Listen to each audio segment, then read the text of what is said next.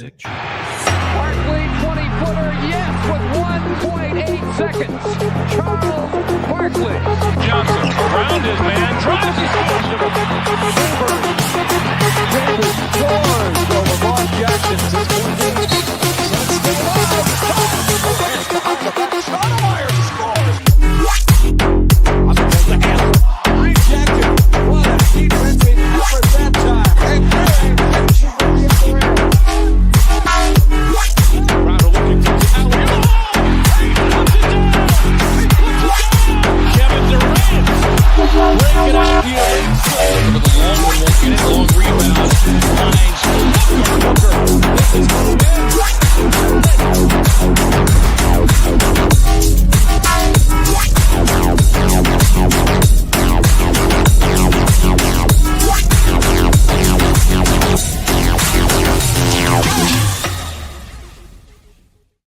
Are you ready?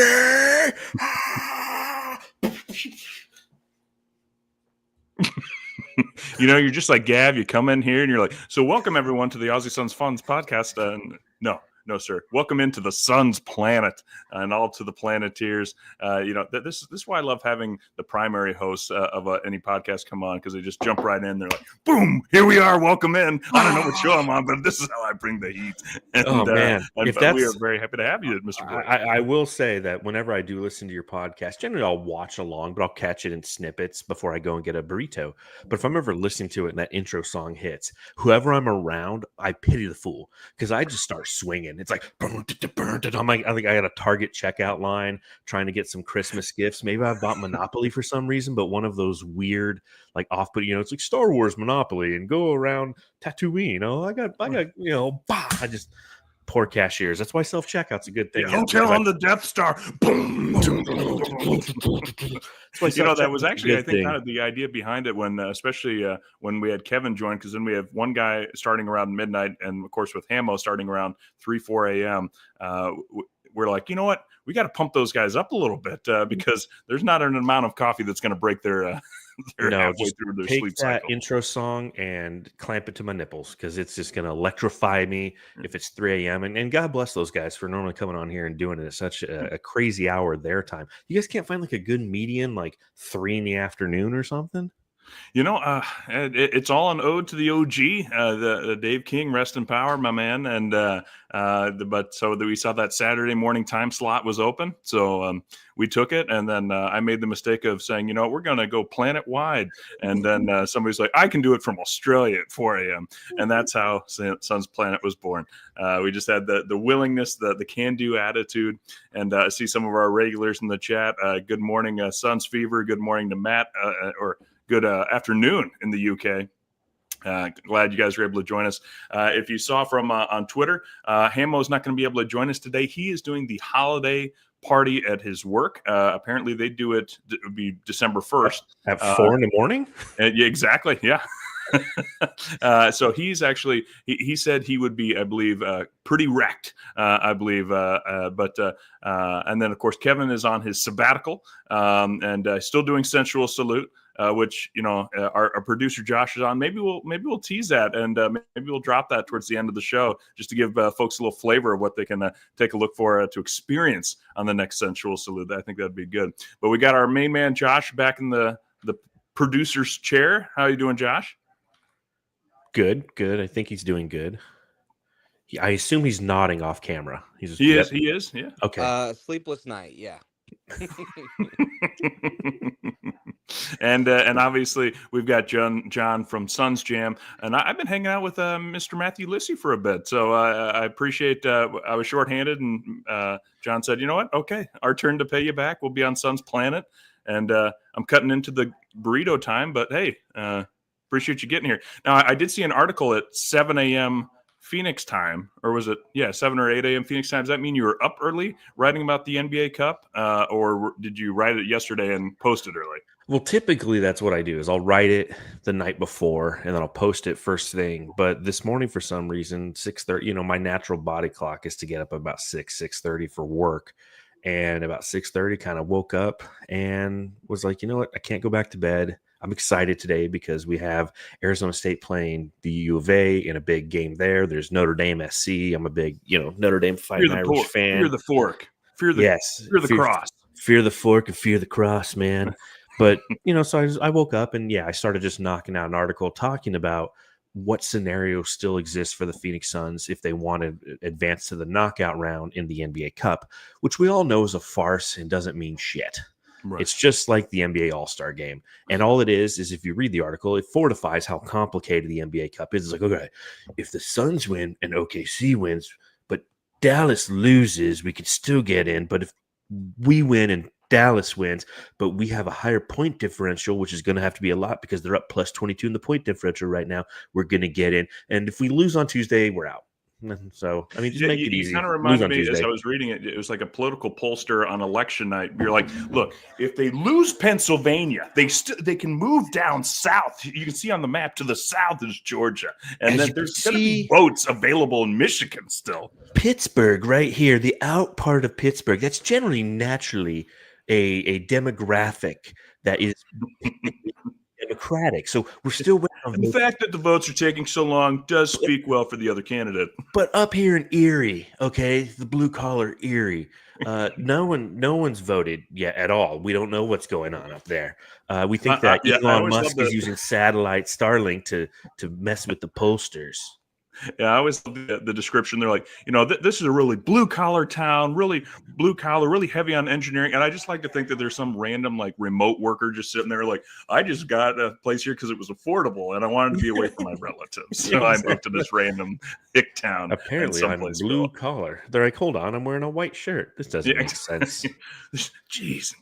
I don't see work color. No, that is, you're very right with the NBA Cup. I will say it's I was a little bit more excited this year so far with the NBA Cup, and maybe it's just because the Suns are 2-1, and it feels like we got a shot at something, whatever that something is, even if it's a phony cup. But and the courts, as you point out, has anyone been talking about the courts? Lissy asked me about the courts. I thought the courts looked nice. That kind of melting sunrise, sunset that Phoenix rolled out this year. What did you think of it? Well, I'll tell you, I think the only reason I might have been excited for the NBA Cup this year is just because it was easier to say. Like last year, it was the in-season tournament, and if you abbreviated it, it was IST. But if you looked at it really quick, it looked like first. So it's like, the Suns were playing in the first, and they lost to the Lakers. So I like the name NBA Cup, but of course they've got to put Emirates in front of it. Mm-hmm. No one knows what Emirates are. Emirates? It's like, what is this? But as far as the courts go, I'm indifferent. I think the Suns does look nice.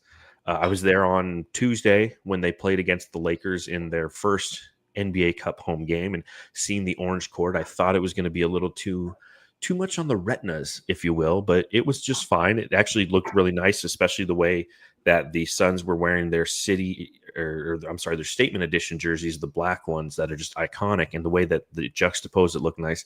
But there's some wins, there's some loses out there. I think that there's a couple red and blue courts that are just like, whoa, it looks like they're playing at the Smurf turf up where the Boise State. I was going to say the Boise State field. I've been seeing that on TV. Yeah. Yeah. Where it's blue on blue. Yeah. Not a fan of that. I'm okay with the Celtics one where it's really green, but it's got a kind of a nod to the parquet floor. So again, it's just a way to generate conversation in November. So if you're walking by a bar with somebody and they go, what the fuck's going on in there? And then you have to start breaking, well, it's the NBA Cup. And you see on Tuesdays and Fridays, randomly in November and early December, they determine nothing. It means absolutely nothing. Well, and you made a good point about the it's not just the NBA Cup, it's the Emirates NBA Cup, which I don't know. Have you ever flown to the United Arab Emirates? I have not. The farthest I've ever flown, I flew to Germany. So that was through Frankfurt, then down to München, and then I was stationed in Korea. But you didn't watch our German episode, did you, by any chance? No, but I heard things. I'm told there's still hunters looking for that episode. I'm not quite sure where it is. It is on our YouTube. No, I own that. I own that fail still. Apparently they still have the regular one as the number one searched item. So wow, it's like just going back to that national anthem, Germany, 1937. Let's check that out. Let's play that one. It was not Googled. That was not the search term I used. Absolutely not. No, I do get kind of a kick out of it because we saw this a little bit with what the golf tournaments that started moving kind of towards the Middle East, and I just think when I've always heard very nice things about Emirates Airline, and I'm just like, oh, that always sounds amazing to fly. Anytime I'm going to Dubai, I'll be sure to look them up and see if I can afford that.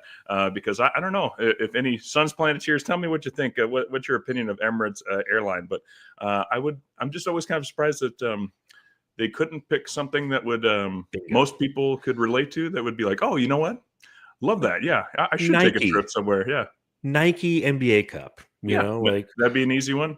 Book one NBA Cup. I don't know, just something that I could relate to. But again, call up the people at NBA 2K, find out how they get their sponsors, and do some Reese's Puff cereal, NBA Cup, and some Tissot watches, socks. Whatever it's got to be. But Emirates Airline, I don't even. Has the NBA even played a game over there? No, but obviously they're trying to expand their brand worldwide, and this is their way to somehow connect with the Sheiks. Although I guess that there were some exhibition games prior to the Olympics that were played over in Dubai, if you recall, for Team USA. So perhaps they went over there and make it like the Gatorade NBA Cup. That sounds like it's like, a Gatorade Cup, I mean. But we're talking way too long about something that nobody that's cares true. about. That's true. Because it doesn't matter, everybody. Like I'm telling you, Tuesday night, everyone's going to tune in because there's a lot of scenarios Tuesday, and everyone's going to tune in except me. I will not tune in. I will be at the Zach Bryan concert that night on tickets that I bought last August. And by last August, I mean August chicken fried. No, you're taking Zach Brown. So who are you seeing? Zach Bryan, dude. What's the difference? Zach Bryan's good. No, Zach Brown band's good. Who's Zach Brown? Zach Brown is who you're referencing with Little Bit Chicken Fried. Okay, yeah. Now, Zach Bryan is it's kind of like an American folk artist. He has Something in the Orange. It was his big hit. He has an album out a couple albums ago where he had a big song with Casey Musgraves. But it's just good, wholesome, just three chords in the truth, singer-songwriter stuff. I like that folky singer-songwriter stuff. You should check him out, though. He's fantastic. And I bought tickets to this upcoming concert in August of 2023. So a year and some time ago. And yeah, I'm really excited. But of course he's like playing on a Tuesday night because fuck me. Can't do a Friday night concert, Zach Bryan. Come on. Well, you know what it is. Let's be honest. He knew that the Suns were, even if they win, they probably still won't make it. As you break down in the article that because the Thunder are playing the Jazz, and, who are 0-3 in our group B, mind you. Yeah, and they're actively not trying to win most anything. Games. Yeah. So I don't think they have too much of an interest here. So that'll be a tough one. You said, and then basically the backup scenario is we have to not only beat the Spurs, but just absolutely blow them out in historic fashion by probably more than 40 points because the Dallas Mavericks hold the highest point differential. Is that right? Correct. They're currently at a plus 41 over in Group A or C or whatever the fuck they're at. And they play Memphis on Tuesday. So if they lose to Memphis and the Suns and Thunder both win, the Suns are in.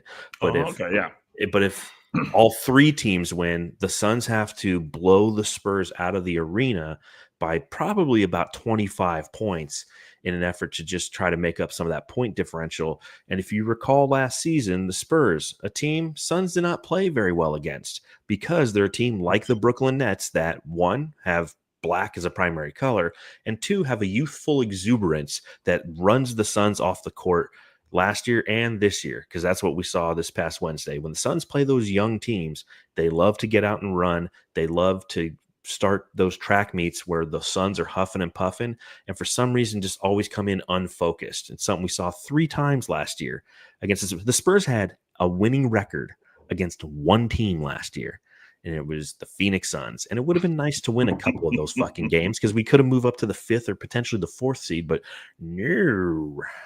It is amazing how some of those memories are burned into my brain, like the inbound pass to Kevin Durant, followed by a swipe to break his wrist and then the move towards the basket, and they're like, no, that was a foul. No, it wasn't. Nope, Spurs win. Congratulations, Suns. You lost that game. They're like, we don't like to blow the whistle in the last 5 seconds of a game. Just look at the Minnesota versus Suns game earlier this season. They're like, it's a travel, but like then we have to blow the whistle. Yeah. And then like we got dinner people plans. Be mad at us. We don't want people to be mad at us or our referees. Right. You got to get out out for their Thanksgivings are like. That's right. It's a tough life. It's a tough life. Imagine being official on Thanksgiving. Like you show up and your family is like, dude, Scott, Mr. Foster, Uncle Scotty, you really blew that fucking call. And all of his family's making fun of him in the back. I'm like, Scotty doesn't know how to call a game. And he's in my bed every Sunday. Says that she's at work, but he doesn't go. And is that a Zach Brown song? No, that's Matt Damon in Euro Trip, bro. Zach Bryan. It's like Luke. It's like Zach Brown. It's like Luke Bryan. Bryan. Zach Brown. Yeah. Yeah. And folks here with it. And then they did this. They docked, and then boom. Next thing you know, you have Zach Bryan singing something in the orange. There you go. I didn't drink any coffee today, by the way. What's that? I didn't drink any coffee. But you got that natural high. I'm I like it. I'm annoying to people in the morning. I could totally see, though. You're right. The refs calling any game like around Thanksgiving, even if they dare blow the whistle at the end and force an overtime. Well, so you're late, huh? You didn't realize we had family plans this week? Why don't you hustle up a little bit more there, Foster? How convenient for you to call an overtime game and miss the flight home there, Scotty. Did you do that on Didn't purpose? Want to talk politics with the rest of us at the family table there, Scott? Yeah. Like, hey, Scott, what are your thoughts on Trump? Lightweight, Scott's got no stamina on the basketball court. Quite sad, honestly. We're going to do a fully show up and work at the court. No more of this remote stuff, Scott. You're going to have to actually call the game on the floor. All right. Well, let's talk about the actual games as we've been. I have certainly been doing my best to delay it. But we actually had an okay week, starting with the fact that we actually apparently can blow out teams, which is the important thing to run away with here. As the Suns started off the week with a 127-100 victory over the LA Lakers, where we also saw the return of a healthy big three.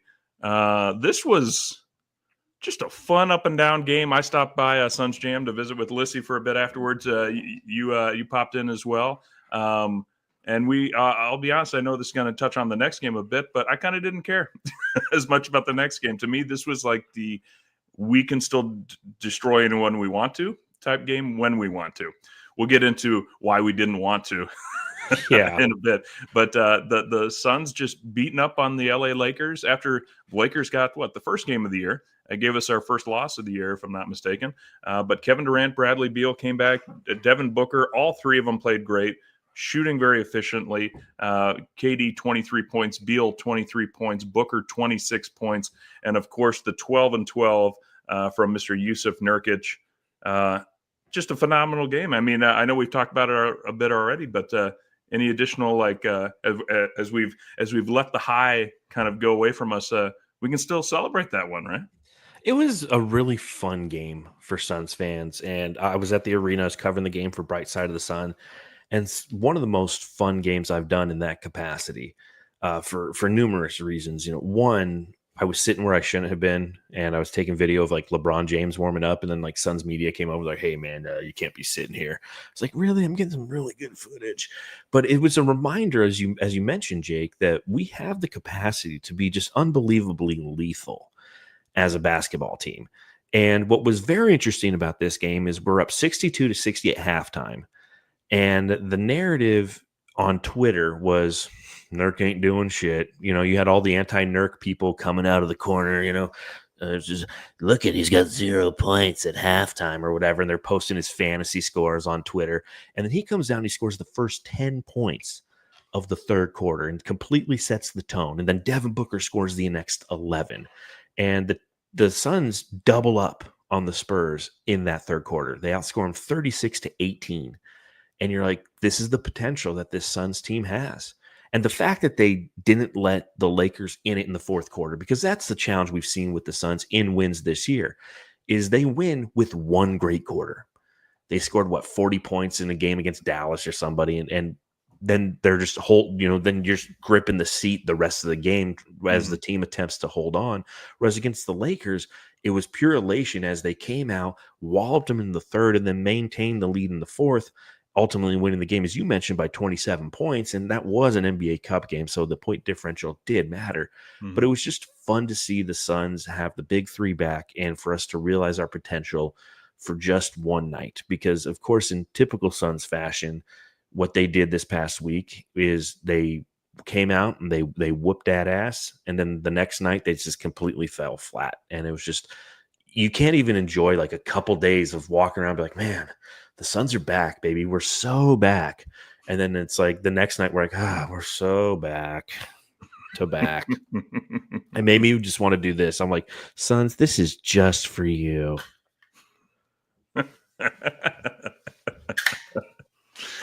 Yeah, no, it was a dang near flawless game, right? Let me ask you. I mean, you were there live. That first half, even as I was watching it unfold, and only a 2-point lead going up at the end of the first half, I felt very comfortable with how the team was playing. Like, we were playing very well, very sound basketball. It felt like, and that, in my opinion, I was like, the Lakers aren't going to be able to maintain this. They're not going to be able to keep up. And then obviously the third quarter, I wasn't expecting Nurkic to start delivering haymakers and just backing people down like Rui Hachimura and just being like, oh, you must be a 120-pound little guy, just 5 feet tall, trying to guard me right now. He made Rui Hachimura look like he shouldn't be in the league, who usually plays small forward, power forward kind of position for them, and did not have any business there as Nurkic went off for 10 straight. But that first half, did you feel like there's something happening here where it just feels like we're not even really breaking a sweat and we keep these guys kind of, like a boxer just keeps jabbing and keeps somebody back a little bit? No, because LeBron hadn't done anything to that point. And recent history has showcased how LeBron, especially against the Suns, we've seen it a couple times where he's the one who's doing the jabbing. And he's the one who's not breaking a sweat. He's rope-a-doping you. And then in the fourth quarter, he goes full LeBron mode.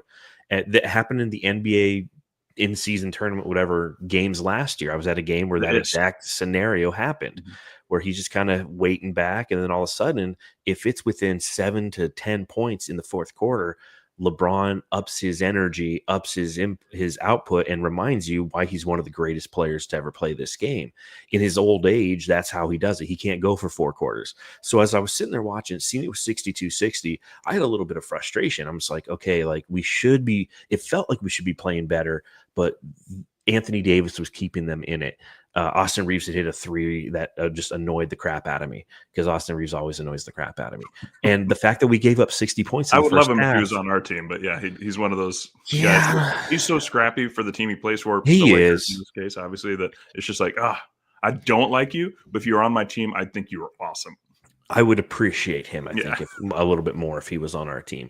But we gave up 60 points by halftime. And so, again, in my brain, it highlighted the frustration that I have with this team is the sheer lack of defense, how they don't spend a lot of time focusing on their defensive efforts. And they could, and they should, because focusing on the defensive end is going to equate to easy offense, but they can be turnstile-esque on that side of the floor. Now, granted, in the second half, they only gave up 40 points, and they scored, themselves, 65 points. So they really amped it up. Part of it was the defensive effort, and part of it, to be honest, was the fact that the Lakers were just missing some easy shots on the interior. Yeah. Anthony Davis was missing some bunnies. Austin Reeves was driving to the basket, missing some bunnies, and that's the why. So, and LeBron never had an opportunity to ramp himself up and try to go into attack mode because they were down by 20 points in the fourth. So he could just kind of put that baby back in first gear and just kind of ride the game out. So I didn't have that feeling that, we're so close. I was unbelievably excited. And, as the second half unrolled in front of me, I just met Larry Fitzgerald, which was pretty cool. I was like, I rode up the elevator. I was standing there waiting for the elevator, and he comes walking up, and his bodyguard's wearing the same book ones as I was wearing. So him and I started talking shit. And I was like, Larry, where's your book ones, dude? He's like, I'm a baller budget, man. We rode the elevator up. So it's like that all happened, and then the And second you're half like, I happened. have more money than Larry Fitzgerald does right now. I was like, my wife lets me buy shoes. So Oh, I gosh. didn't have that sense of Yeah. we're on the precipice of something amazing happening. I was, as a typical Suns fan, just waiting for the other shoe to drop, and it Mhm. didn't. Well, I mean, it was kind of talked about recently on Twitter that the Suns fans, just in general, right now, we are always on edge. We're the anxious member of your family at the Thanksgiving table who's just like, I don't know, did everyone take their Tums before we start eating dinner here? I don't want anyone getting sick a little bit, but it should be fantastic because I worked very hard on this, and it's just because we were so close very recently. This is our window. This is the Devin Booker window era. And we just want to see the team try all the time. The Lakers game looked great. It looked like how everything's supposed to come together. Yusuf Nurkic keeping the fans off their off his back for a night. Always welcome. John, you're what, 42, 43? 42. 42? Same age as Elvis when he died. There you go. There you go. So you're going to go see this Elvis Brian Brown guy, right? Yeah, Yep. his name is Zach Bryan. Yeah, exactly. Yeah. And No, he but doesn't. I was going to say, do you do the same thing that I do? Every time LeBron does have a good game, you go, you know what? He's basically my age. He's old in the NBA, but I can basically still go off and do whatever I want to do anytime because I've got that LeBron energy. No, I just go to Taco Bell and realize I'm a fat piece of shit. I'm like, wow, I could be LeBron-esque, but here I am smashing on the fat, excited. Can I get the two because chalupas with the Dorito Loco taco, please? Taco Bell brought back the Mexi Melt, dude. The Mexi Melt was like the perfect fucking thing, and they brought it back. They're doing this whole decades thing right now, so I'm smashing on Mexi Melts, dude. They're amazing. Is there a debate in Arizona about like should you be allowed to go to Taco Bell with so much great Tex-Mex and Mexican food in the area? Not really. I think that there is a lot of great. It all depends on like how you're feeling, right? Like when I typically watch your show on Saturday mornings and I'm departing to get a burrito, I go to Salad and Go to get a burrito because their burritos are, one, cheap, and two, like, they're not greasy, they're delicious. So I just love the fact that we have so many different burrito options out here. You can go and get that carne asada with sour cream and cheese from Philly Berto's or Rally Berto's or Juan Berto's, or you can go and get like the commercial cheap shit from Taco Bell, or you can get like some salad. Where they get the sour cream gun, they just fill they're gel up, and it's got like cat shit is the meat. They're like, what? Yeah. Can I get a beef one? They're like, cat shit it is, brother. Yeah, exactly. Or you can go to like Carolina's is down the street, which is like they make their flour tortillas in house. It's the best burrito. It's not overly greasy. So I just love the fact that there's a bunch of options. Of course, you can be judged, but I don't hang around anyone who would judge me for my burrito intake. Except my wife, who's like, why are you getting another fucking burrito? Listen here, fatty. That's got 1,100 calories. And you're like, look, LeBron's 40. He eats burritos. Yeah. Yeah. I'm just, I can do the same. Absolutely. Yeah. When I see Tom Brady eating a turkey leg on Thanksgiving during a show, I'm like, he's going to shit so much. And like, now Tom Brady will feel like I do after Taco Bell. Oh, God. Well, this is like a Taco Bell hat, kind of. Yeah, is that? By the way, I was going to say this. So, is that your new hat that you put together? Is that Suns? No, this is Suns. This is you can see the. Oh, that's the logo. The officialness. I bought this at the team shop. So one of the advantages of being media is you can go in a little bit early. And I went in early a couple games ago. And you also get like a discount, which is nice. It's like a 40% off or whatever. And so like I went to the team shop before all the hordes, all those hordes of fans who paid for their ticket came in. And I picked out this hat and I walked up and you could tell like everybody who was working there, they were just waiting for the gates to open. And I come walking up and you could see this look on their face like, oh shit, here we go. Because I was the first customer of the night. But yeah, not a pirated hat, as so says Jay says. Yeah, this is official Suns gear right here. It's got the logo and I like it.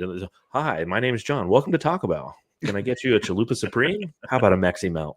A Mexi Melt, yeah. Oh, they're so good. I got to try this Mexi Melt. You've never had a Mexi Melt? I always cave to the chalupas. That was. I love a chalupa. I love the cheesy gordita crunch. That's really good. But the Mexi Melt is like perfect. Like there's always in every Mexi Melt, and if anyone's ever had a Mexi melt, you know exactly what I'm talking about. There's one perfect bite where it's like all it is. It's like tortilla, that cat shit meat, cheese, and like tomatoes. But like you get this one bite per Mexi melt where like everything comes together perfectly, and it just keeps you going back for more. And they're back for a limited time. Okay, that's good to You know. use promo code Suns Jam at Taco Bell. They'll go, "What the fuck are you talking about?" We're not honoring that today. Well, let's talk a little bit about as producer Josh brings up the comments of Yusuf Nurkic saying that there's an expectation that he's got to get those KD numbers on a couple of shots a game, and you just wrote an article on this too. Yeah. I don't want to say I was just totally cramming Bright Side of the Suns content this morning, but I had 2 alerts on my phone, so I read them both. And yeah, Nurk had a long interview after the game. With Dwayne Rankins, the Arizona Republic, and talked a little bit about this. Well, first off, as we see the subtitle there, he just blocked you on Twitter, and Probably. yeah, and maybe he's blocking all of us right now that watching this show.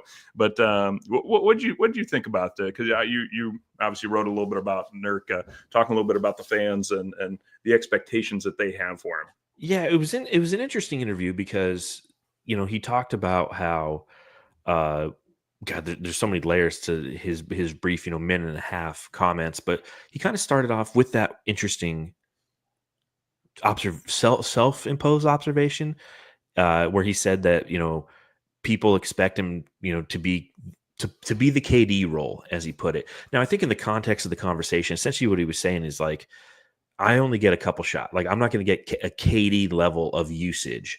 So therefore, I'm not going to put up KD like numbers. I think that's what he meant, because nobody wants him to play the KD role. Like, oh, you're the power forward now we're going to rely on to shoot 20 shots a game, Nurk. Like, I don't know where you're misconstrued. But then he kind of went off on, he said that he's been judged ever since he got to Phoenix, and that the people who are judging him on social media are not real fans. And he's like, you go out in Phoenix, those are the real fans. It's like, it's a very interesting dichotomy there, because online people are shitbags.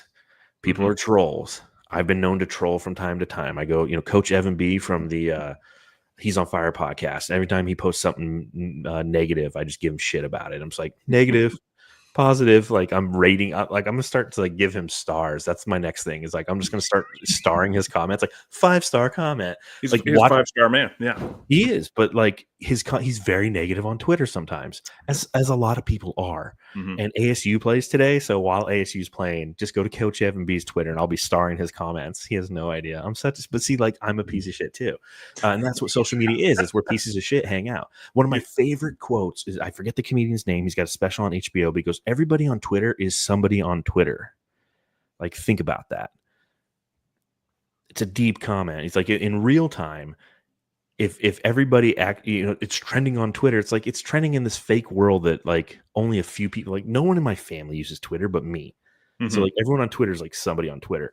But like Nurkic mentioned how if you're engaging with those people on Twitter, it's going to be very negative and they're judging him. But you go out in Phoenix and everybody's nice to him. It's like, yeah, no shit. Because your face. yeah, but there's like a social barrier that that exists in real life. You don't just walk up to somebody unless you're like mildly autistic and just really tell them how you feel. Yeah. It's like, you're ugly. It's like, where did that come from, man? That meme that stuck around for quite a while, the Bradley Beal one, when he was with the Wizards and somebody said, "Hey, you blew my parlay." And yeah, like, sorry, I'm trying to help the lowly Washington Wizards stay somewhat competitive every night. Sorry that I blew your betting line. And that's actually the dots that I connected in your article was, fans online are upset with them saying you got to get KD numbers. I never put, if I'm building a parlay out, I never put Nurkic hitting a certain amount of points.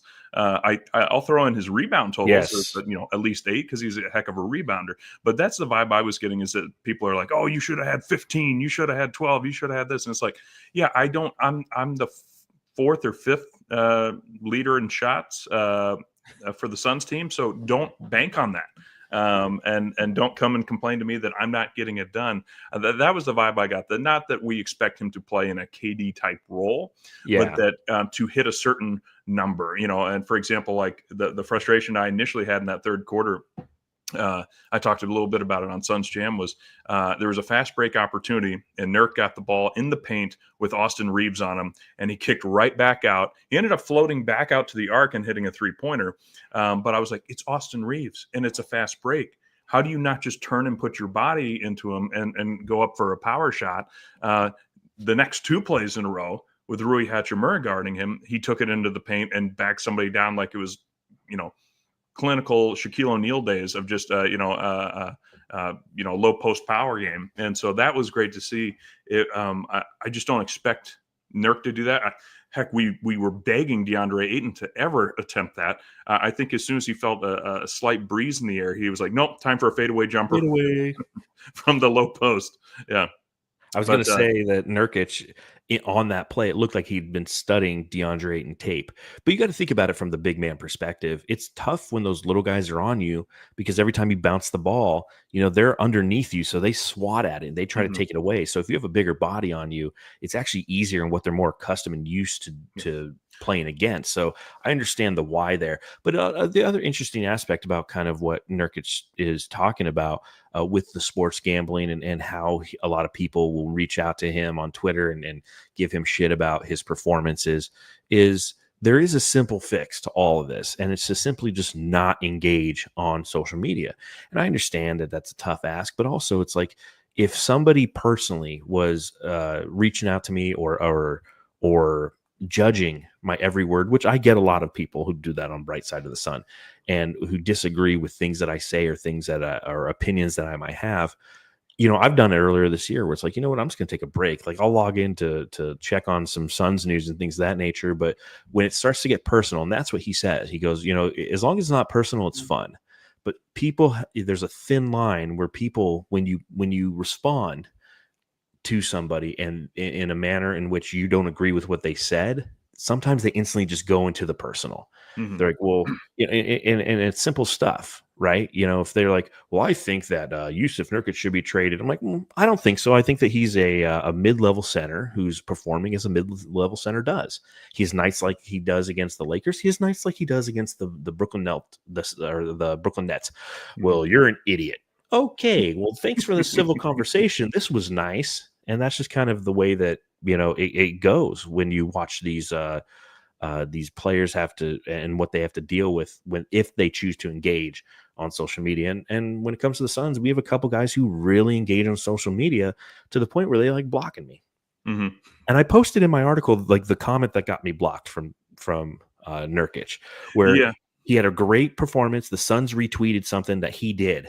And then in the comments, I just put like, yeah, trade him. But I did so in like the up-down font that's meant to portray sarcastic or a stupid comment. Like, yeah, trade him, And he blocked me because of it. So, oh, well. Block the haters, man. No, do you remember the classic Adam Sandler film, Billy Madison? I've heard of this movie. Okay.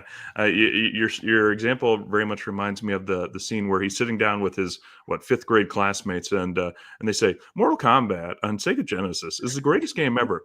And he goes, I disagree. It is a very good game, but I think that Donkey Kong is the greatest game of all time. Donkey Kong sucks. You know something? You suck. Yeah, that's exactly Twitter in a nutshell. Of just civil conversation. Oh my God, conversation. I was so polite and it was so well reasoned. It's like you're a loser for liking that. But as Hunstar, Josh, our producer, says Nurk's got to move to Blue Sky if he's going to be tough on this. And peace, love, dope. Come join the censorship. Some of our friends over there. But well, and I want to get to this thing because I know you've been hearing a lot about it on Suns Jam, and the frustration, of course, is we see it all the time from Suns fans. I still don't think they understand second apron all that well, and just kind of who's an actual desired player. But Michael P brought up in the chat, the Walker Kessler rumors won't go away. I actually haven't looked into that one, if the Jazz could even accept that trade offer. But what are your thoughts on Walker Kessler? Well, let me pull up his contract as we're talking, but I will say this, like, I understand the why. because he plays for a team in the Utah Jazz that is, as you mentioned, like they're actively trying to not win games. They see Cooper Flag and they're just like, I mean, they're in the corner and they're ignoring their 6 wives and they're just beating their meat in the corner to the fact that Cooper Flag could potentially come to Utah. He's born to play in Utah, if you know what I mean. So you have Walker Kessler, who looks like rookie contract he's on. He's a club option for the next 2 years, $2.9 million. I mean, this is something easily the Suns could do and the Jazz could do is they could trade him to us and we would get a reprieve in salary. I don't know if it wouldn't be enough of a reprieve to take us out of the second apron but it might get us into the first apron, which does release some of those restrictions. So I understand the why. I don't see it happening. I'm sorry, Suns fans. I don't see it happening. It's one of those situations where the Suns are going to lean into continuity as much as they can right now. And I honestly believe that unless this team is performing very underwhelmingly come trade deadline, then options are going to open up. Then they're going to try to utilize, and I doubt it's going to be Nurkic, unless it is in a situation like this where you're getting a center back. But it's going to be like the Grayson Allen or the Josh Okogie contract where they're going to try to soften the edges and fine-tune their overall roster. So those Walker Kessler ones, they won't go away, and I'll tell you why. It's because it's one of the only things out there that you can actually put in the trade machine and it makes sense. Because as a second apron team, nothing makes sense. And Nurkic isn't desirable unless Utah is just like, yeah, we'll take on some money to get rid of this guy. But how does that benefit them? The only way it happens is if we give up that 2031 first round pick. It's the only way it would happen is if we give up some draft assets along the way to get Walker Kessler, who, again, club option next year, then a restricted free agent the year after that. And, and because Nurk's contract is guaranteed for next season as well. So the Jazz would have to say, not only are we tanking this year, but we understand we're going to lock up some salary. I mean, it's not a huge amount of salary, but it is significant, Nurk's contract. And, giving away a trade chip like a Walker Kessler, who's a young, center who showed some real sparks in his rookie year. I don't think he's really made a lot of improvement since then. I've heard he's kind of regressed a little bit, but maybe it could just be because they're actively trying to lose and they're not trying to put a whole lot of talent around him. The Jazz might actually be a little nervous that by taking on somebody like a Nurk, that they actually might win a few more games, and so they would have to put him at 20 minutes a game and then maybe say, hey, why don't you stay home for a bit and rest those legs, and we'll see you next year. So, yeah, to me, unless you're putting that first round pick with it, I just don't see that happening. And this is not the episode for trade rumors right now, but I know obviously that's going to be the one that continues just because Tyus Jones, we're not getting rid of the big three anytime soon. And Tyus Jones is on a minimum contract. So all eyes are going to look to Nurk, especially as you've got capable backups with Plumlee and Oso, who have filled in very well. And so it's going to look like, oh, well, there's the weak link. If we had somebody that was just better there, but, Nurk's doing some things very well most of the time. But, yeah, he has, in all fairness, had a bit of a difficult stretch to start the season. Well, and again, like if you do get Walker Kessler, what are your expectations? Because you're going to get somebody who is probably 80% of Nurk, right? I mean, he's averaging this year 9.7 points, 10.4 rebounds, but only the 1.4 assists, right? Doesn't shoot the three ball at all, doesn't stretch the floor in any capacity, is slow on defense laterally, just like Nurk, a poor perimeter defender, just like Nurk. Really good on the interior. He is a good shot deterrer. He's 2.8 blocks per game. And so I can see it. If it was to happen, Suns fans still wouldn't be happy because he's not doing certain things. And I just think that when you have a big three like this, you're going to have deficiencies. And if you go to every team outside of like the Boston Celtics, every team has deficiencies in their starting five and their depth. Every team. So you just have to accept there's a phrase I've always used. It's, you got to learn to be down with your struggle, right? Whatever that struggle is, if it's your work struggle, if it's your life struggle, if it's your family struggle, we all struggle in every day in some capacity. And you just got to learn to be down with it. You got to learn to accept it. And then once you do that, you can be a little bit happier. And we have to learn to be down with the Suns' struggle. And part of that is Nurk's going to have great games and Nurk's going to have off games. And there's matchups he's going to excel. And there's matchups where we think he should excel and he doesn't. There's matchups where he will excel when we didn't think he was going to, like in that Lakers second half. So that's part of the struggle. You just have to learn to be down with it. But again, at least in the world that we operate, when we talk about social media, people are armchair GMs and people are negative and you're stupid. Fucking Donkey Kong sucks. Well, yeah, I like that. Yeah, down with the sickness, I believe is what that's called. And Get down with the sickness. it's a Zach Brown song, if I'm not mistaken. Yeah, it's a Luke Bryan song. Yeah, yeah. Get up and get down with the sickness. I'm gonna Open up your heart and I'm gonna I don't hate something like that. like I'm gonna send you let it flow into me. links. But let's talk about the bummer that was the rest of the week, which was that Brooklyn Nets game. Brooklyn Thanksgiving, Nets now, am I right? oh gosh, 9-10. On Wednesday night we played, and if you look at the numbers, Suns shot 53.2%, 38.7% from three, over 80% from the line, and we still ended up losing by 10, 127 to 117. Mm-hmm. The big three played, and it was just, was this just an effort night? Because that was essentially my takeaway. And you had mentioned just finding the interest to play defense a little bit, because our guys actually shot very well when Beal and Durant were off. When those two guys were out with their calf strains and Nurk was in and out of the lineup as well, it was, oh my gosh, we're shooting terribly because we don't have anyone else to shoot except for Booker and occasionally maybe a Grayson Allen hot game. And so that's what was tough. This game, we were shooting well. We just let a team without their best offensive player and their best interior defender beat us. Yeah, it's mental weakness. I mean, that's what I kind of come down to, because even you talk about all those games where the big three was out, right, with Bradley Beal and Kevin Durant sitting and the team goes 1-6. It's not like they were in positions to lose those games. You look at their shot selection, they were good shots. They missed a ton of wide open shots. I forget what the statistic was, but if you look at their wide open shots during that stretch, and that's obviously no defender within 6 feet of you, they took a ton of them, but they had a league low like 26% from those shot attempts. So there's this mental weakness that this team possesses, and that was the frustrating part about this game, in my opinion. How you have a team that comes in not playing overly well, although they did beat Golden State on Monday, but a team that you should beat. And that's the difference between a good team and a great team. Is a good team wins games. A great team wins games that they should win, and they should have won this game. And I equate it just to a mental weakness. And KD afterwards, like, yeah, they kind of caught us by surprise. And, Tyrese Martin, who we've never heard of, goes off for 30 points.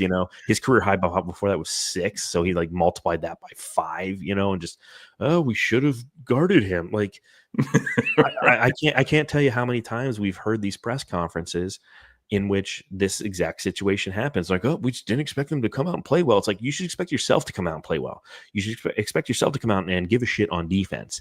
You should expect yourself to understand that this is a team that, other than the Charlotte Hornets, shoots a ton of threes. So guard the fucking perimeter, right? Mm-hmm. So you should expect these kind of things from yourself.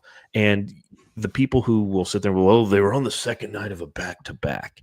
It's like, yeah, we always say that when they lose, but when we go against a team that's on the second night of back-to-back and they beat us, it's like, well, they were playing in rhythm, So it's like,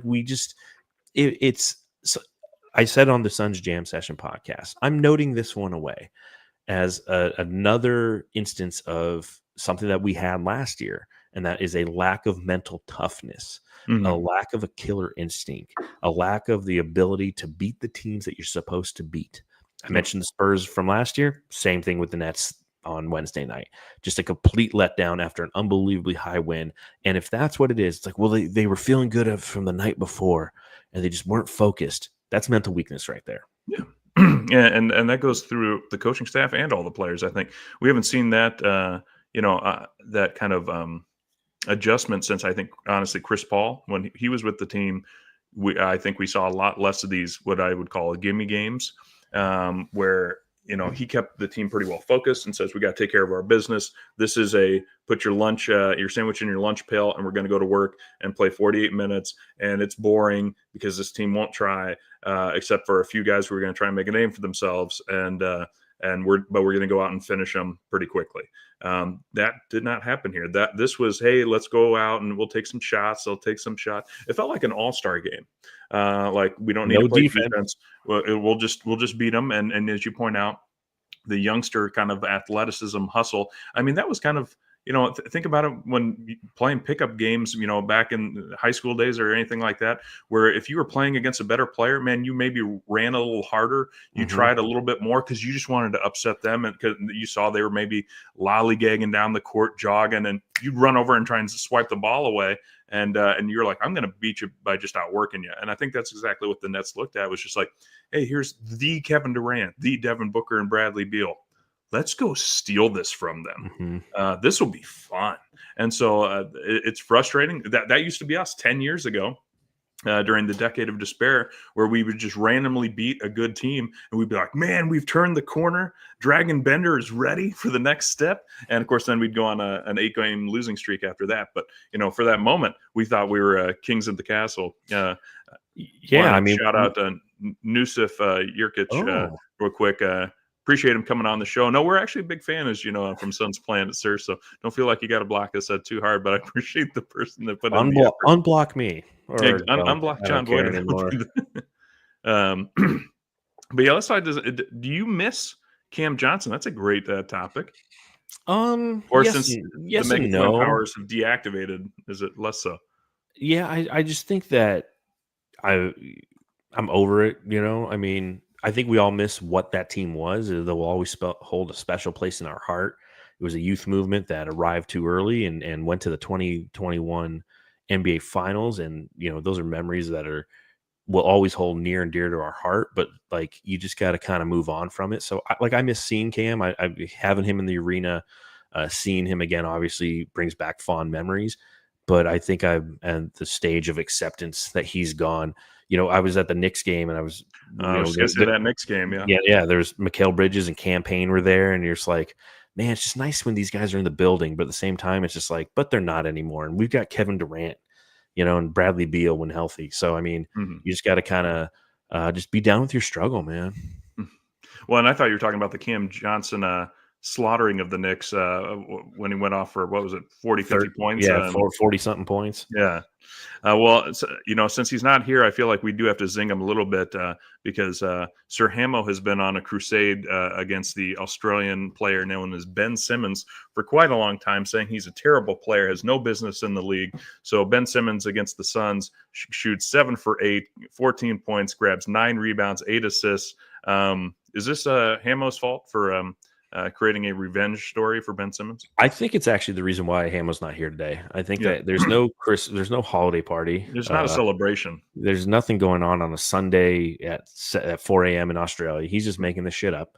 And it's clearly the fact that Ben Simmons played very, very well, and Hamo just doesn't want to take accountability for the fact that it's his fault 100%. He's been drinking that Canadian Club, as we found out on the Canadian episode last week, where apparently they have it on tap in Australia now, which is, Really? No, and that's what was funny was Jericho and I were just like, Canadian Club, seriously? He's like, oh, yeah, it's great stuff. So, hey, that's why we know that Foster's is the best beer that's ever come out of Australia, too. That's expert marketing that they've come up with. But like I said, it was disappointing to see the Nets were able to I guess play us so well. I'll say Dennis Schroeder shooting only 8 for 21. I got a Dennis Schroeder thing. Is when you've got 2 of your best players out, and then your other best player shoots poorly, and you still end up coming away with a solid win. I mean, you've got these random names that were putting in baskets on us. So I wrote this in my show notes, and I forgot to mention it on Sun's Jam session for the post game pod of the Nets. So I'm going to bring it up here. So we always have like the most punchable face in the NBA, right? Like Dylan Brooks, right? There's Patrick Beverly. I like to give that guy, knuckle sandwich. When I look at Dennis Schroeder, he's in the top 5 of guys I'd like to sack tap in the NBA, because he is just sitting there running his mouth nonstop, and you just want to walk by him, just knock him in the nuts real quick. It's one of those old fashioned sack taps. And I was trying to think of who else is on that list, but Dennis Schroeder's definitely top 5 sack tappers, because he reminds you of your little brother, right? Your little brother who just like talks some shit, and you're like, okay, yeah, and don't get me wrong, like he You won this finally beat game. me in Mario Kart. Congrats. Yeah, And then- like finally beat me at All right. Madden. Like I get it, and like for the next week he won't stop talking about it. And every time you walk down the hall, he's just like, "I fucking owned you on them sticks, bro." Just give him a little sack tap, shut him up, and just, "Oh, I'm telling mom." And yeah. Would you want to tap the sack of Dennis Schroeder there, Jake? That's a new one. I'll start thinking about who I want to sack tap. Yeah, it's a whole When series I'm I going to think of come up sack with. tapping, it's on the level of you do it to your buddies, like, hey, sneak it in Yeah. there. And so do I like Dennis enough to want to sack tap him? No. You do it to your buddies, but you do it to like the ones who are just We're the getting a little annoying over ones. the We edge. used to do in the army all the time. To like, there's like these 3 guys who were just annoying, and we just, oh man, I should send you. I got video of I put a compilation video of me just sack tapping guys in the army back in. I used to set my phone up. You announced just recently what you were thankful for, and thankful to have a new job that allows you to explore your passions. And I'm glad your passions include the ability to get creative and create these compilations. So that I've been the doing internet this can stuff enjoy. back since like 07. Yeah. Hey, if it works, it works. It did. I touched Well, their sack. you and I were talking a little bit about it recently with planes, trains, and automobiles, and of course, what may be your favorite one. I think it probably is, so I won't spoil it right away. But it is officially the start of the Christmas marathon. It is. Right? It is. As we do the march towards the holiday season. So the You Suns put can your use lights a up little yet? bit of. No, I don't. I got to do that. See, I'm very much a wait till after Thanksgiving person. I normally am, but Thanksgiving literally was the latest it could be this year. It was the 28th of True. November. So like it can't be the 29th because it's always the 4th Thursday in the month. So I put mine up on like the 11th. Okay. So I had how Veterans long do Day you off. leave it out for? Because I leave mine out till like almost Valentine's Day. Yeah, I'll leave them out as long until my wife tells me. You're right. You Are know, you sure because- you're gonna leave that out? It's February. Yeah, you got to find the right Saturday Sunday combo because there's a lot of playoff football in January, and that's what kind of negates it. But I have Martin Luther King Day off from work, so that'll probably be the day it comes down. That's my guess. Okay, well, that's good to know. Well, Federal holidays. The Suns could use some holiday cheer. Josh, could you take us to the boom room and we'll get in the holiday spirit? What's the name of that nightclub of yours again? You talking about the boom boom room? Yeah, the Boom Boom Room. That's it. Funky. Yeah. Funky. Yeah. Funky. Yeah. Funky. Yeah.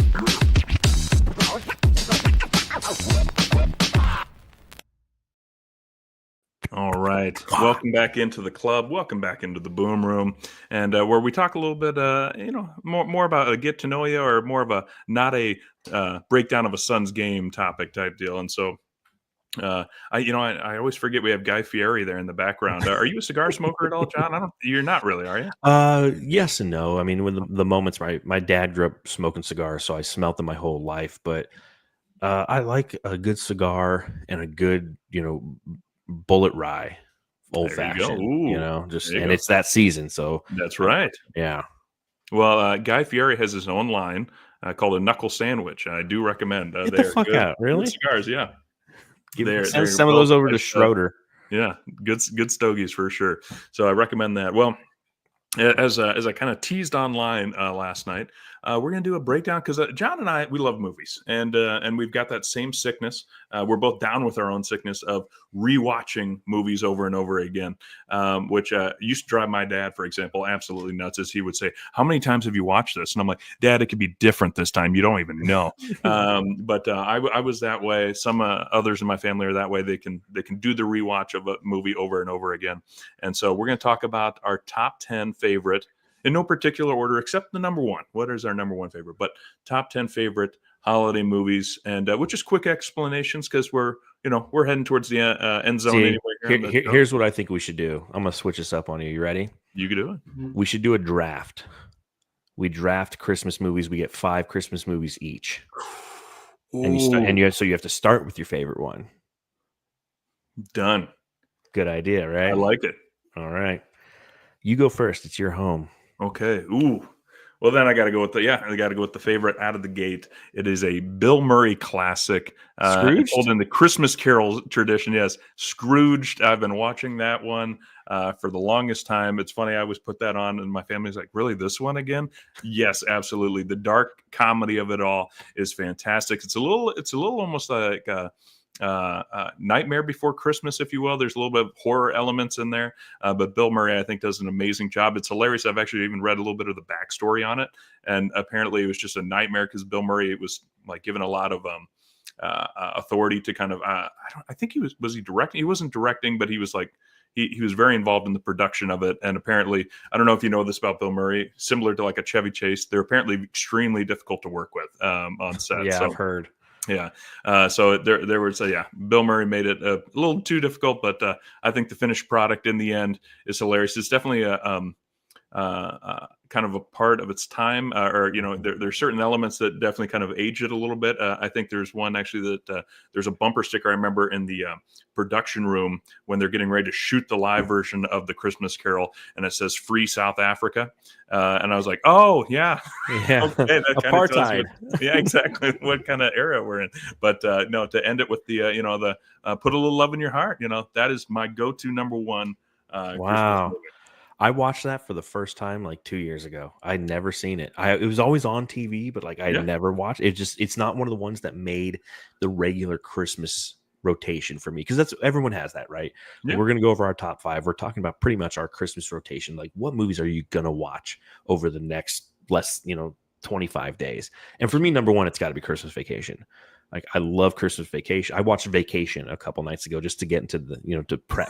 Thanksgiving night I put on Vacation Yeah. because I just love the Buckingham's Holiday Road. But Christmas Vacation, it's quick, it's not too long, it's nonstop. The song it's that time. Christmas time is here, joy to the world. Hey, look, kids, deer. I quote it nonstop year round. Whenever somebody asks me a question about where something should go, I always say, "Bend over, I'll show you." And they'll say something. I go, "I wasn't talking to her." Like, I literally, Todd, Margot, nonstop. I got my brother and my sister-in-law matching sweaters that says, "Why is Todd the and Margot? carpet all wet, Todd?" Oh, I don't know, I don't Margot. know, Margot. It's so funny. It's so quotable. So it's easily the number one for me. Now, we doing a snake draft so I can bounce back? Let's do it. All right, I'm going Die Hard number 2. I will be watching Die Hard probably tonight or tomorrow night. I love Die Hard. It is a Christmas movie. I don't care what anyone says. It says, "I've got a machine gun, ho, ho, ho." And I'll tell you this. Therefore, But is it a Christmas? I watch it every Christmas time. So Yeah. therefore, to me, it's a Christmas movie. Somebody brought up a great comparison. They're like, well, was it Batman Begins or Batman Beyond, whatever one? the first Batman, Okay. Batman with Jack Nicholson, or Batman Returns. Is Yes. Batman Returns a Christmas movie because it takes place at Christmas time? I'm like, sure, if you watch it at Christmas time, then it's a Christmas movie. So I got Christmas Vacation and Die Hard. What do you All right. got? Ooh, so I'm going to go, it's funny because I was thinking about this recently. I don't feel like there's a lot of new movies. It's kind of like Christmas music, right? You continually go back to the classics. Like, somebody will re-record something that you've heard since, forever, and be like, "Oh yeah, now it's going to be Michael Bublé's White Christmas." Yeah, Yeah. I've heard this in 50 other versions, but I like this one still. It's still the same song though. To me, that's going to be a little bit like this with the because I just don't feel like they're making a lot of new ones. Probably my favorite newer one, and I was embarrassed to see how old this was, is Will Ferrell in Elf. Elf Elf on is my another list. classic, and you get a little bit of Jon Favreau in there with his. I don't know if it was his directorial debut, but certainly we're not It's used the to one that kind of seeing him. launched them. Yeah, it certainly was, and the world's greatest cup of coffee. Congratulations! You did it. Yeah, exactly, and. I know and- him. Well, and the parts too where I see it now, where it's like he's an angry elf, and I'm like, that is Yes, Tyrion, Lannister. Tyrion and, Lannister.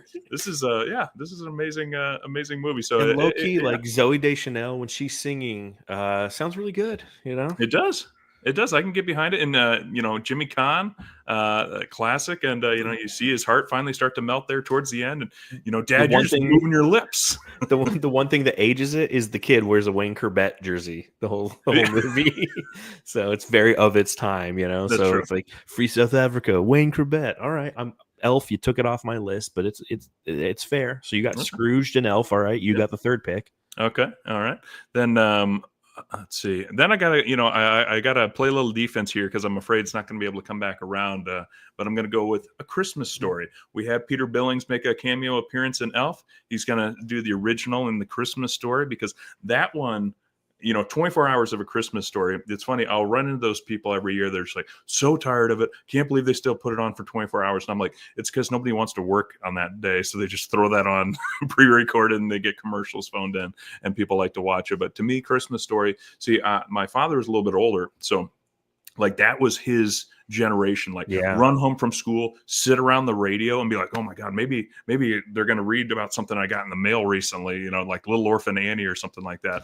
And the Red Ryder BB gun, I remember my parents actually got that for my brother for Christmas one year. And the excitement, just like there's so many things from that to the, the lamp, that was just fragile, with the glorified sex glowing in the window, There's so many. know. I've never seen it. So you could have. This was not even a fifth. defense then. This was. Yeah, I know. You said defense. Because I knew you'd end up going this route because there's two types of people, right? There's Christmas Vacation people and Christmas Story people. I believe this. And I'm with you on Vacation. I'm Yeah, not with but- you on Die Hard. I wasn't going to fight you on Die Hard. oh man, I fucking love Die Hard. But I've never. Again, rotation growing up. Never saw it growing up. And then obviously TNT tries to shove it down your throat, and I've refused to watch it ever since. Because again, there's no Because nostalgia. They play it too much. They play it. It's not going to catch any nostalgia, and I know that part of the reason that you appreciate that movie, and why a lot of people appreciate that movie, and why we appreciate the movies that we're talking about, is the connection that we had to these movies when we were kids. You're talking about your little brother, your brother getting a Red Ryder BB gun, and the moments that it invokes in you. All I'm going to do if I watch that movie is watch it through my 42-year-old eyes and be critical of it now. So there's no world where I can watch this and actually enjoy it for what it is. Yeah, I will watch it because you didn't watch it as a kid. Yeah, exactly. I have no connection to it, so I'm just going to be like, "That's fucking stupid. That's dumb. This doesn't make sense. This is a depressing movie." Because I hear it's a depressing movie, isn't it? No, Isn't it kind of sad? No, I don't think so. Okay, Not at all.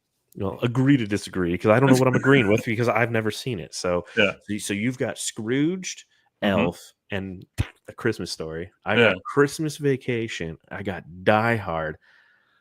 Oh, and this what is do where you this is where I get a little weird because I like different movies than other people.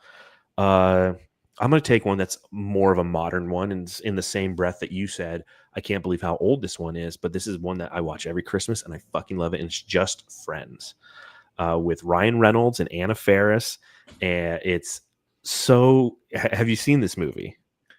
I guess I never knew it. Isn't that where 100% it's Christmas. like very fat and then he comes back as Yes. like movie star good looks. Yes. Okay. It's I watch it every Christmas. I love this movie. I guess it is a Christmas one. 100%. They're Christmas decorated. It's a Christmas movie, and it is. There's a line from there that I quote all the time is, they're talking about Dusty Dinkelman, who's Chris Klein's character, Kevin Kline, whatever the guy is who from American Pie, that guy, he's in it.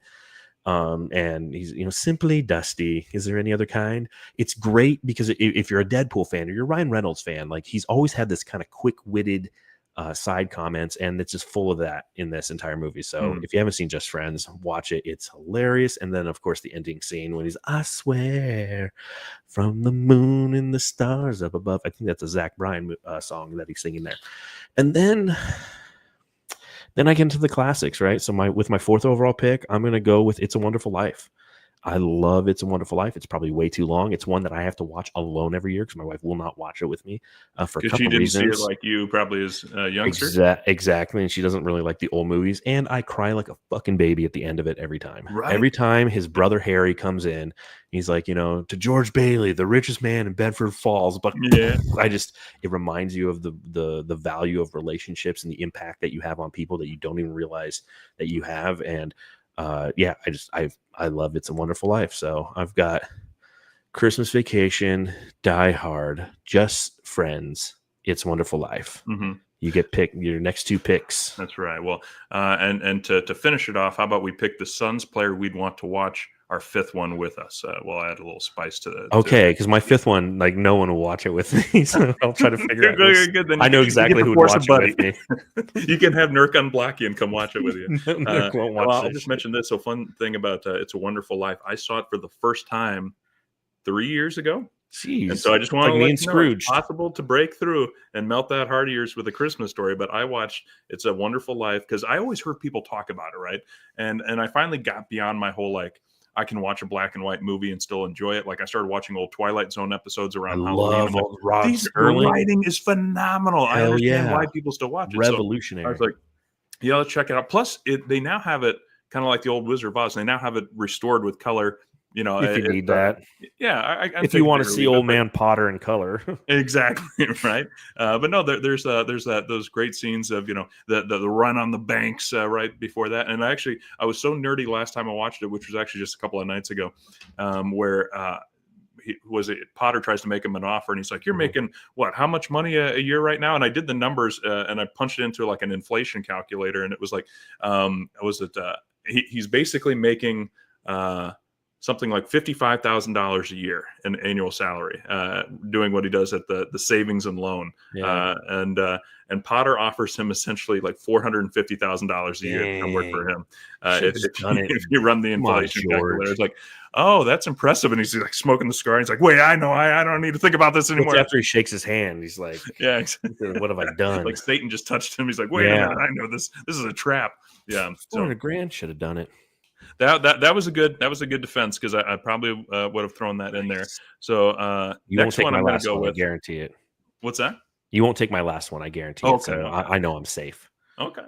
Well, then I'm going to go with, to me, Tim Allen's The Santa Claus, another one that I grew up with in the 90s. To me, Tim Allen, when I think of him, I think the Tool Man from Home Improvement. Yes. And I think he can play a lot because he's done Christmas with the Cranks, and he's done like three or four Santa Claus movies at this point.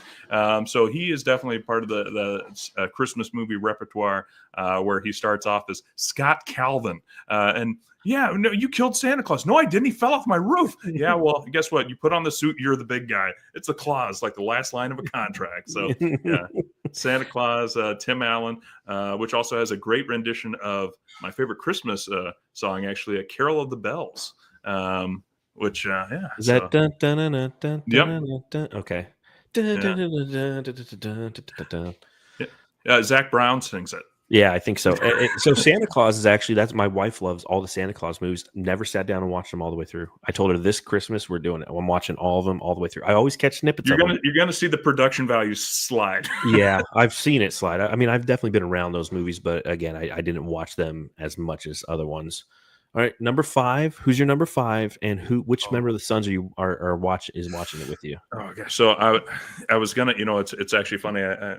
My mom's in the other room. She said, "Bad Santa," and I was actually leaning towards Bad Santa. But you know what? I'd be lying to myself if I didn't choose Home Alone. Thank you, because I wasn't going to choose Home Alone, but Home Alone deserves to be in the right. top. It sounds weird that we were dropping 10 movies and Home Alone wasn't going to be in there, but no, it's going to be Home Alone for me. And gosh, who would I want to come watch it with me? You know who would? I bet you would really show some personality, and I don't feel like we see much from him on the court. I'm going to go with Mason Plumlee. I feel like he would probably put there with like a onesie pajama on that's really like a little too small, and goes down halfway down his calves. He's like, "I love this movie. I love Macaulay Culkin. He's great. I even think the second one's good too." He just looks over you, he's just like, "Oh, alcohol in the face." I get that one. Yeah, this is John Candy. He did this whole role in one night, 24 hours as a gift to the director. The Polka King of what, Sheboygan or something, or the Polka King of the Midwest. Yeah, the Kenosha Kickers. Kickers, yeah. Polka, Kiss Me Polka. Yeah. So sold about 536 copies of that. Very big in Sheboygan. So what's funny is him and Catherine, what's her name? O'Hara. Yeah. Yeah. They were all part of the same comedy troupe in Chicago back in the early 80s. So that's right. Yeah. So it's funny you went with Mason Plumlee. The Second City? Second City. Yeah. They were Second City. Them, Eugene Levy was part of that same run of Second City people. That was like the G League for SNL for a while. 100%. Yeah. And always was. And they also did SCTV before SNL. That some went to Like SNL. the Canadian version of Yeah, exactly. Like Rick Moranis, things of that nature. Oh, So, yeah. all right, so you've got name your top 5. You've got Okay. Scrooged is your number Scrooge one. was number 1, right? We did Elf. Elf. And then we did God, am I blanking already? I know we did Home Alone and the Santa Claus, and then A Christmas Story. Oh, yeah. See, you forgot A Christmas Story because it's sucked. Well, because it's going to be on. It's like a safety net of 24 hours. I'm not going to miss it. All right. Well, I got Christmas Vacation. I've got Die Hard. I've got Just Friends. I've got It's a Wonderful Life. And the last one that I'm going to finish off with is one, and I'm going to pick Mason Plumlee, who I think would want to watch this with me. Plum Dog's going to be busy this holiday season. Apparently Mason Plumlee's the guy that we all just want to watch Christmas movies with. I got to go with White Christmas. I love the old Bing Crosby, Danny Kaye. Oh man, that one right here, right in the heart. I grew up loving that movie, man. I know every line, sisters, never were there such devoted sisters. And gee, I wish I was back in the army. The army wasn't really bad at all. 3 meals a day for which you didn't pay, clothing for the summer, winter, and fall. And then, of course, I'm dreaming of a white Christmas. Bing is classic. I grew up loving musicals. Grew up with my mom, my sister. My dad was drinking beers, having cigars. I was in there watching like Rodgers and Hammerstein. So, like Oklahoma, where the imagine a big stogie and a beer, and Dad, can we watch Newsies again? Yeah, I'm like, Dad, I want to see another rendition of Carousel. But I absolutely. He's like, I'm going to make you join the military. I hope you know this. Yeah, I'm like, gee, I wish I was back in the army. But yeah, you saw Stripes, and you're like, that's how it's going to be. We're going to do a whole musical rendition. Another John Candy. Yeah, so another movie that I watch alone. My wife doesn't watch that movie either. No, so you know what? That's one because I'm not a huge musical guy, and I feel like it's it's kind of right up there with It's a Wonderful Life. It's it can be there's color to it now, right? Yeah, yeah. And it came out in color. It was shot in Panavision or whatever. Oh, exactly right. I think it's the first movie ever actually. Oh, okay. In Technicolor. Yeah. Yeah. I've been seeing all over Instagram. You're probably seeing it too, then, based on the algorithms. But you can get White Christmas pajamas. I'm not gonna do all that. No? It's my number 5 movie. By the way, one thing I did see on the internet, it was I wish I had it in front of me, but it was something like Kevin. What is it? He was talking about Kevin McAllister. It's like Kevin could have called the police at any time. Now, granted, the phones were down. It's like Kevin could have. Kevin is a psychopath. Yeah, theory. Kevin wanted to hurt those men. Yeah. Shoots a man at point blank range and smiles about it. Yeah, yeah, exactly. Cool and collected before he tries to decapitate one. Yeah, yeah, funny shit. But there you go. That's my top 5 have a couple classics in it. I like the old stuff. Well, again, what I just told me about Planes, Trains, and Automobiles. Of course, the dark theory behind that one, right? That John Candy's character Del Griffith in the trunk is actually his wife's dead body. Oh, I could totally see that. Heavy there. He just takes it around with him everywhere he goes. Yeah, I could totally see. Not true, sports fans. Don't ruin those classic movies. No, it would smell. That's true. It would. Yeah, that's why he smokes cigarettes, though. Yeah, but like he sells shower rings. It's not like he's best in the world. Yeah, it's not like he's an expert in science and formaldehyde and the how to preserve a body over 8 years. That's a good point. That's a good point. Take that, internet. Yeah. And Nurk unblock John. Let's help the internet heal today a little bit. And Mason Plumlee, come over my house and watch White Christmas. Exactly, You want to sing some show tunes with me? We'll hit the classics up, and Hamo. I'll extend his invitation for you to come sleep at his house too, because he invites everyone to come stay with him. So Plumlee, that goes out for you as well. But no, that's it for us today, Planeteers. We will be back next week. And I'm sure Hamill will be sobered up and picking on Ben Simmons a little bit less next week. And John, where can the folks find you and some more writing content and Suns Jam content? Read my writing at brightsideofthesun.com. And you can follow me at Darth Voita, unless you're Yusuf Nurkic or Kevin Durant. on all major social media platforms. And of course, we have the Suns Jam Session podcast, which goes live after every single Phoenix Suns game. That's right. I'll be going live tonight after the Suns play the Warriors tonight, which should be an interesting game. That's right. Okay. And you can see me at your local theater watching show tunes and at the Zach Bryan concert on Tuesday. That speaks a lot. Now I understand a lot more of your drops. Yes, I you play a lot of old stuff, don't I? Yeah. It's a bunch of A lot of oldies. Like classics. I grew up on oldies, so. Yeah. Okay. Well, yeah, you can follow me at File and Founder, and as a little bit of a nostalgic, we're sticking with this nostalgia. We'll just let one of the best ones ever with Al McCoy take us home. Wherever you are, whatever you're doing, stay with us as the Suns get set to shine here on their home court. Here's Perry. Cigar Hurd. Here's the jump shot. Good! It's good! Al McCoy with you courtside. Pumped up a three. Shazam! He ties it. ADA. Al and Tim up here. happy Buddy. Right. Yeah. I know it's a moment. Happy birthday, baby! Here's Cameron Payne out on top. Durant, three-pointer straight away. Shazam! I just want to take this opportunity to thank everyone in this arena this afternoon, to all of those that are watching and listening on radio and TV. Thank you for allowing me to tell the story of the Suns for 51 great years. That pretty much wraps things up here. And for one last time, this is Al McCoy saying thanks for being there. Thanks for being with us tonight. And from the Footprint Center here in downtown Phoenix, we'll just say so long for now.